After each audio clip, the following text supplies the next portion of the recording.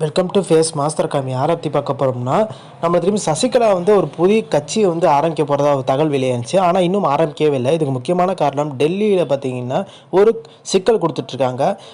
DD Dinakaran, Edappadi Palaniswami இவங்க 2 பேரும் பார்த்தீங்கன்னா ஒரு பயம் வர ஆரம்பிச்சிருச்சு. தேர்தல் நேரத்தில் சசிகலா வேட்பாளர்களை நம்ம தோற்கடிக்கிறோமோ இல்லையோ, ஆனால் அவங்க வாக்கள் பார்த்திங்கன்னா பிரித்தாங்கன்னா கண்டிப்பாக நம்மளோட தோல்வி உறுதியாயிருன்ற மாதிரி பயப்படுறாங்க. அதனாலவே சசிகலாவை கட்சி ஆரம்பிக்க விடாமல் பார்த்திங்கன்னா ஒரு இடைஞ்சல் கொடுக்கறதா சொல்கிறாங்க டெல்லியை வச்சு. ஸோ இதை வச்சு செல்லூர் ராஜு பார்த்திங்கன்னா 7ஆம் தேதி திமுகவில் இணைய போகிறாரு. அது ஓபிஎஸ் பார்த்திங்கன்னா ஒரு மாநாடு நடத்துகிறாரு திருமங்கலத்தில், மதுரையில்.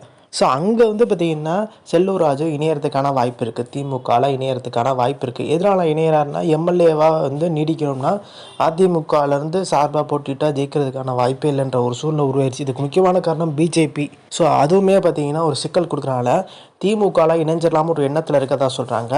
ஸோ இதுக்கப்புறம் பார்த்திங்கன்னா ஆர்பி உதயகுமார் திருமங்கலத்தில் பார்த்திங்கன்னா இந்த வாட்டி எப்படியே தோக்கடிச்சே ஆகணும்.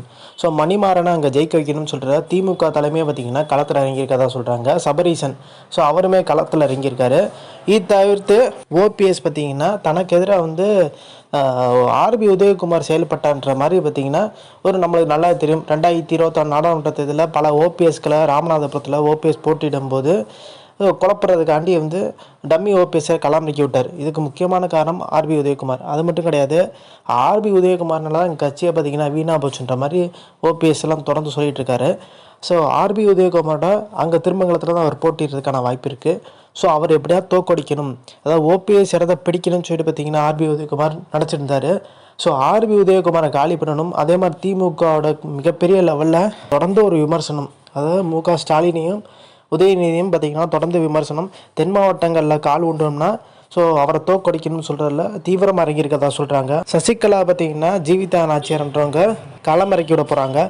இதுவுமே அதிமுக வாக்கள் தான் பிரிக்கும். உதயகுமாருக்கு அங்கிட்டும் சிக்கல், திமுகவும் சிக்கல். அது மட்டும் கிடையாது, மதுரையில் பார்த்திங்கன்னா சராசரியாக இப்போ திமுக தான் ஜெயிக்கிறதுக்கான வாய்ப்பு இருக்குது. அதிமுக ஜெயிக்கிறதுக்கான வாய்ப்பே இல்லாமன்ற ஒரு சூழ்நிலை உருவாயிரும் போல். எல்லாருமே பார்த்திங்கன்னா அதிமுகவில் இருக்க முன்னாள் அமைச்சர்கள் திமுகவில் இணையதுக்கான வாய்ப்பு இருக்குது. இப்போ பீகாரில் எப்படி நிதிஷ்குமார் முதலமைச்சர் இருந்தார், இப்போ அவரே ராஜினாமா பண்ணிட்டார். அதே மாதிரி தான் இபிஎஸ்க்கும் நடக்குன்ற மாதிரி பேச ஆரம்பிச்சிட்டாங்க. அதே மாதிரி வானதி சீனிவாசன் பார்த்திங்கன்னா கோவையில் 2 ஜெயித்தாங்க. இப்போ அவங்களுக்கு சீட்டு கொடுக்கக்கூடாதுன்னு சொல்லிட்டு ஒரு மத்திய அமைச்சருக்கும் பார்த்திங்கன்னா ஒரு மோதல் போயிட்டுருக்கதா சொல்கிறாங்க. ஸோ பிஎஸ் கோயல் பார்த்திங்கன்னா வானதிக்கும் மிகப்பெரிய ஒரு மோதல் போயிட்டுருக்கு அப்படின்ற மாதிரி ஒரு பேச்சு அடிபட்டுருக்கு. வானதி சீனிவாசுக்கு சீட்டு தரக்கூடாதுன்ற மாதிரி ஒரு ஸ்டாண்டை மத்திய அமைச்சர் பிஎஸ் கோயல் எடுக்கிறதா சொல்கிறாங்க.